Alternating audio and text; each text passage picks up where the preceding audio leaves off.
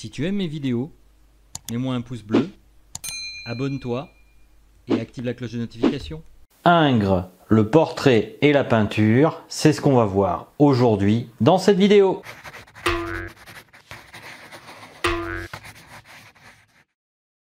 Bonjour et bienvenue sur cette chaîne. Alors aujourd'hui je me présente, je m'appelle Philippe, je suis un peintre amateur et je vous invite à vous abonner à ma chaîne. Et pour cela, il suffit tout simplement de cliquer sur la cloche et de cliquer sur le bouton abonner.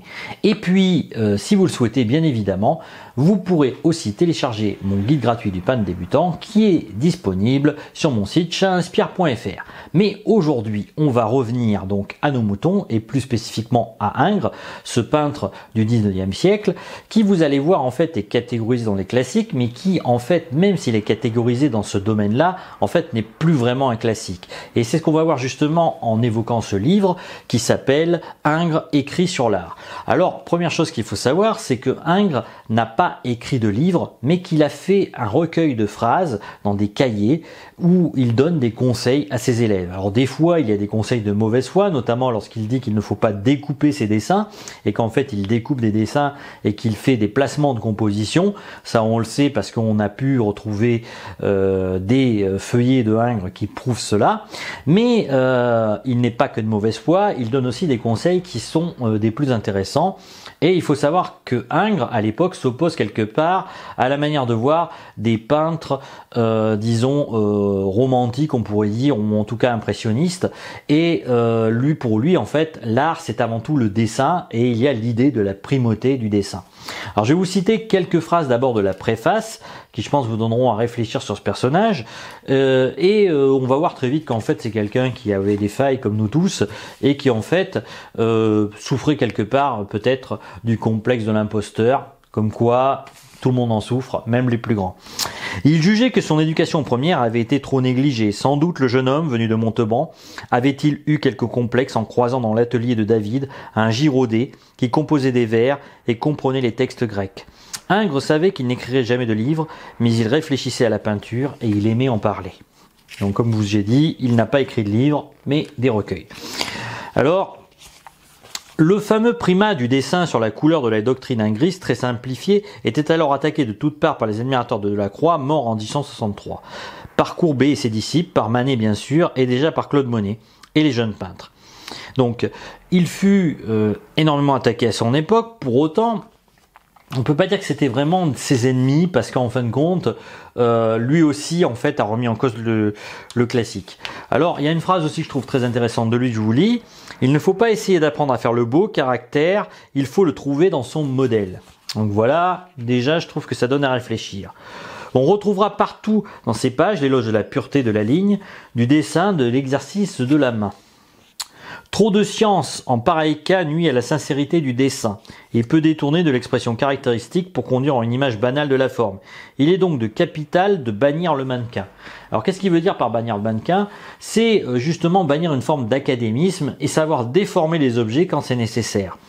Pour exprimer le caractère, une certaine exagération est permise, surtout là où il s'agit de dégager et de faire saillir un élément du beau. Alors ça c'est Ingres qui l'a dit, et on peut le retrouver justement cette déformation des sujets, c'est notamment dans Tétis, ou encore le cou allongé de Francesca, ou même l'Odalis qu'on peut voir qu'elle a une cote en plus. Alors je vous montre les tableaux à l'écran, ils apparaîtront en même temps que je parle, et vous pourrez voir qu'en fin de compte, il a commencé à s'affranchir des règles classiques, même si en fin de compte, on peut considérer quand même que c'est un peintre classique. En matière de vrai, j'aime mieux qu'on soit un peu au-delà, quelques risques que l'on court, car je sais, le vrai ne peut être pas vraisemblable. Vous voyez, à l'époque aussi, lui s'aperçoit quelque part qu'à vouloir représenter le vrai, on s'en éloigne, et que des fois, il faut savoir déformer le vrai pour lui donner un effet plus réel. Et on pourrait dire quelque part que c'est un précurseur des courants artistiques plus tard qui vont remettre en cause justement cette vision réaliste qu'il pouvait y avoir de la peinture auparavant. Alors, je vais continuer à vous lire quelques passages et donc son amour du dessin. Le dessin est la probité de l'art. Il faut toujours dessiner. Dessiner des yeux quand on ne peut dessiner avec le crayon. Tant que vous ne ferez pas marcher l'inspection avec la pratique, vous ne ferez rien de vraiment bon. Alors, il insiste sur l'utilité du dessin.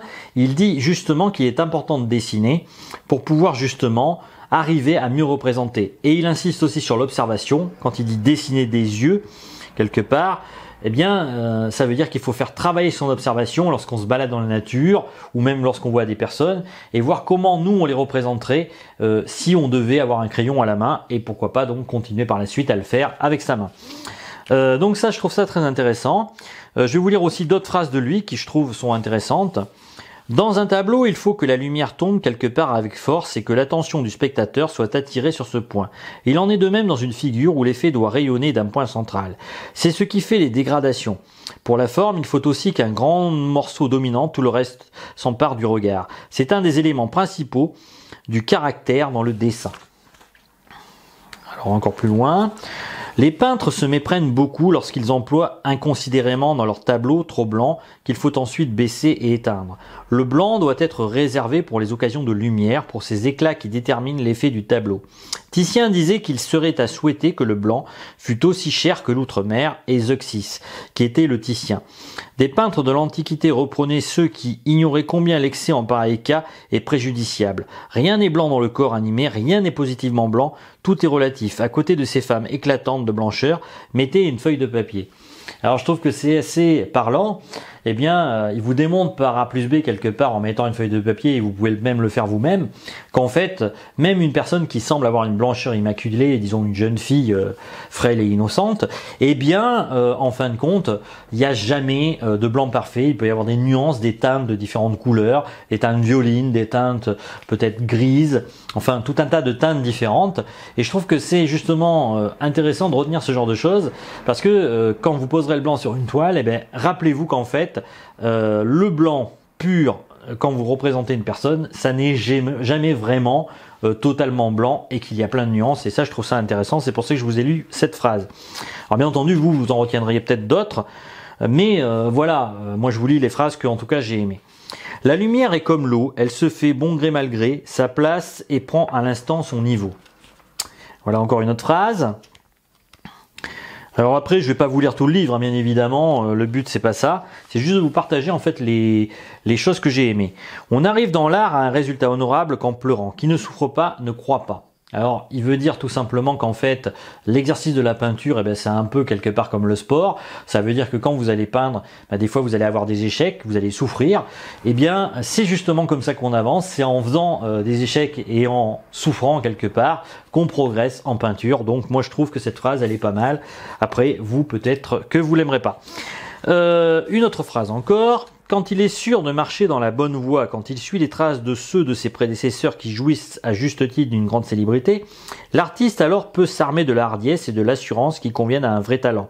Il ne doit pas se laisser détourner du droit chemin par le blâme d'une foule ignorante. C'est lui qui a raison. C'est de lui que viennent les leçons et l'exemple du goût. Plus on est convaincu et fort, il faut être bienveillant vers les hésitants et les faibles.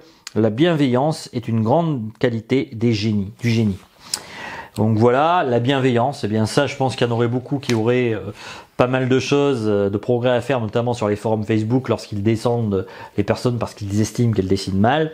Eh bien, il ferait bien justement d'avoir retenu cette phrase de Ingres qui je trouve est assez parlante et qui vous dit justement que eh bien il faut faire preuve de bienveillance avec les faibles. Donc même si vous rencontrez des peintres que vous estimez mauvais, eh bien être bienveillant, ça ne peut que leur apporter. Voilà, moi c'est comme ça en tout cas que je l'interprète. Alors, autre phrase aussi que je voulais partager avec vous. Alors, comme je vous ai dit, je vous lirai pas tout le bouquin, hein. Ça serait beaucoup trop long. Hein. Mais voilà. Ce qui manque en général à notre école de peinture, Poussin et 2 ou 3 autres exceptés, c'est la force naturelle et saine. Elle est plus nerveuse que robuste. Or, c'est la force seule qui fait les grands rénovateurs et les grandes écoles. Alors aussi, il faut savoir que notamment, il n'aimait pas trop Rubens et que Alors voici ce qu'il en disait. Oui, sans doute, Rubens est un grand peintre, mais c'est ce grand peintre qui a tout perdu. Chez Rubens, il y a du boucher, il y en a avant tout de la chair fraîche dans sa pensée et de l'étal dans sa mise en scène. Donc ça, c'est une des choses qui fait qu'il aimait pas visiblement le Boucher et qu'il admirait plus spécifiquement le Titien. Donc voilà, je vous ai lu à peu près les phrases qui me semblaient importantes. Il y en aurait sans doute plein d'autres à lire, hein. Bon, moi je vous incite vraiment à lire ce bouquin. Et puis en fait, c'était juste vous parler d'un ressenti par rapport à ce livre, en espérant que vous m'aurez pas trouvé trop long. Et sur l'importance justement de s'intéresser en fait aux peintres anciens, parce que justement ils ont des approches artistiques qui sont très différentes. Lui, c'est la primauté du dessin, mais vous en avez d'autres qui vont être plus basés sur la couleur. Il faut savoir que justement certains peintres reprochaient à Ingres d'être juste entre guillemets quelqu'un qui utilise la couleur de manière basique, ce qui n'était pas vrai, mais bon, la mauvaise foi elle existe partout, y compris chez des grands peintres. Et en tout cas, il est important donc de se pencher sur des écrits de ces peintres là. La prochaine fois, peut-être que j'irai me pencher plus sur ses opposants, notamment chez Delacroix ou même chez Gustave Courbet. On aura l'occasion de reparler en tout cas de la peinture en général. Et puis pour aujourd'hui, je vais vous laisser. Et puis comme toujours, vous pouvez vous abonner à la chaîne comme j'ai dit en début et télécharger le guide gratuit du peintre débutant, ou bien aller voir mes articles sur le site chainspire.fr. J'en ai fait un notamment pourquoi j'ai choisi l'huile à l'eau. Pour aujourd'hui, je vous laisse et je vous dis à bientôt pour une autre vidéo. Ciao!